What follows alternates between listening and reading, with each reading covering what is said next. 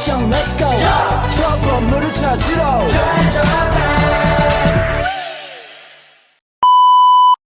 Halo Sobat Biokim, apakah kalian tahu apa itu santelasma? Santelasma ialah salah satu jenis santoma yang disebabkan oleh gangguan metabolisme pada lipid. Santelasma selalu berhubungan dengan tingkat tinggi dari kolesterol dalam darah. Dalam video ini, kita akan eksplor lebih lanjut tentang santelasma. Jadi, mari kita simak terus Sobat Biokim.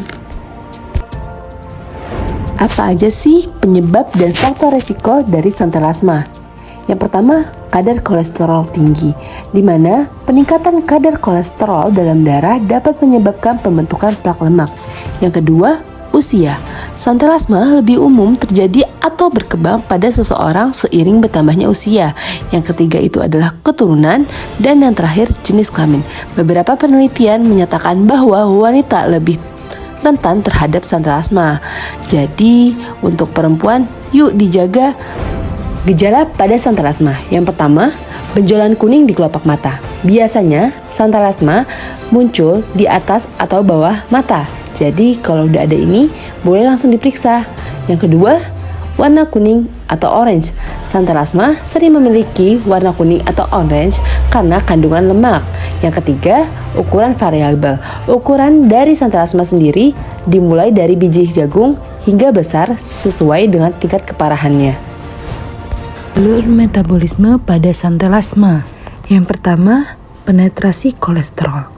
Kolesterol, terutama lipoprotein berdensitas rendah atau LDL, masuk ke dalam sel-sel kulit di sekitar mata. Yang kedua, di dalam sel-sel, kolesterol dapat mengalami transformasi menjadi bentuk lain yang disebut santoma sel atau sel santoma. Jadi saat terjadinya transformasi kolesterol, sel-sel menumpuk sehingga menjadi sel-sel santoma. Kemudian sel santoma yang tadi terbentuk menumpuk di lapisan kulit dan membentuk deposit lemak yang tampak seperti benjolan kuning atau orange yang merupakan ciri khas santelasma. Perbandingan santelasma dengan penyakit santoma lain. Secara umum, tidak ada perbedaan khusus antara santelasma dan santoma. Yang membedakan hanyalah letak dari gumpalan tersebut. Berikut beberapa jenis santoma, yaitu diantaranya ada santoma tuberous, santoma tendinous, santoma erupsi. Santoma tuberous adalah gumpalan lemak yang muncul di lutut, siku, dan tumit yang berwarna kekuningan. Santoma tendinous adalah gumpalan lemak yang berada pada buku-buku jari atau tendon Achilles dan umumnya membesar secara berkala. Yang terakhir ada santoma erupsi, yaitu benjolan kecil yang terdapat di bokong atau bahu. Hubungan santelasma dengan masalah kesehatan lainnya. Santelasma tidak hanya menyerang pada pengidap kolesterol tinggi, tetapi juga dapat terjadi pada orang yang memiliki kadar kolesterol normal. Santelasma juga dapat menjadi gejala dari masalah kesehatan lainnya, seperti penyakit jantung, aterosklerosis berat, dan bahkan serangan jantung. Beberapa komplikasi yang dapat terjadi jika santelasma tidak ditangani dengan optimal antara lain hipopigmentasi, hiperpigmentasi, dan bahkan ektropion. Ngeri ya guys. Diagnosis. Untuk mendiagnosis penyakit santelasma, dokter akan memeriksa kulit di sekitar mata pasien untuk mengecek gumpalan atau benjolan di area tersebut. Selanjutnya, dokter akan memeriksa warna dan ukuran gumpalan atau benjolan untuk mengetahui jika terdapat indikasi penyakit santelasma. Dokter juga akan menyarankan agar pasien melakukan cek laboratorium untuk mengetahui kadar lipid dan tes kesehatan jantung untuk mengetahui risiko terkena penyakit jantung. Untuk menguji kadar lipid, dokter perlu mengambil sampel darah yang kemudian akan dianalisis di laboratorium.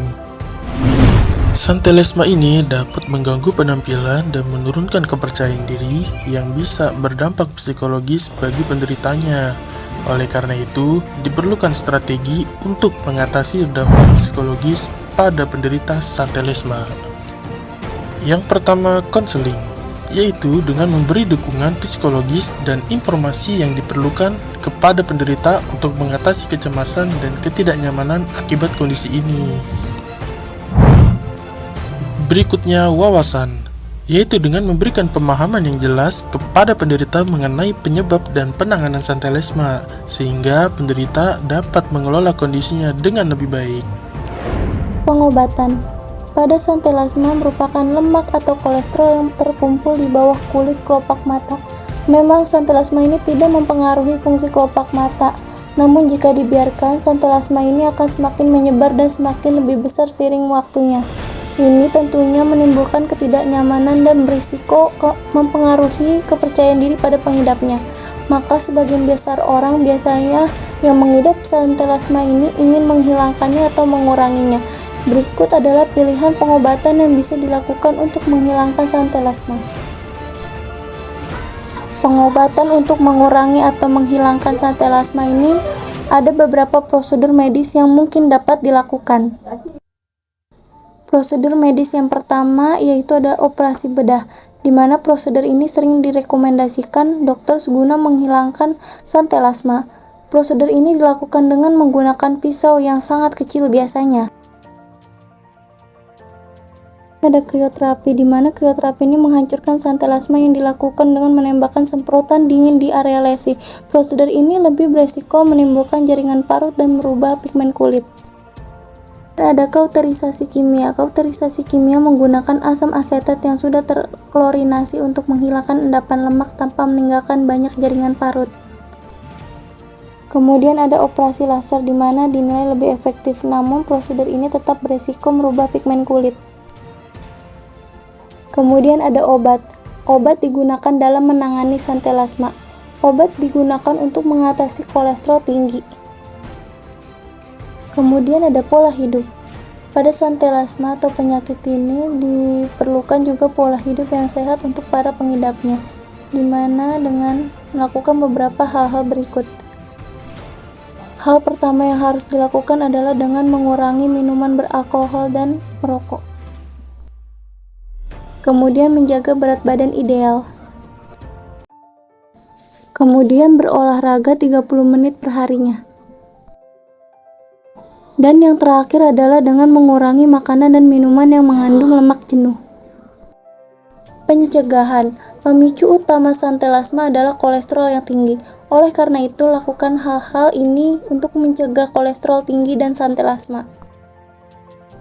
Untuk mencegah santai lasma adalah dengan memperbanyak konsumsi serat, seperti buah-buahan, sayur-sayuran, gandum, dan juga kacang-kacangan.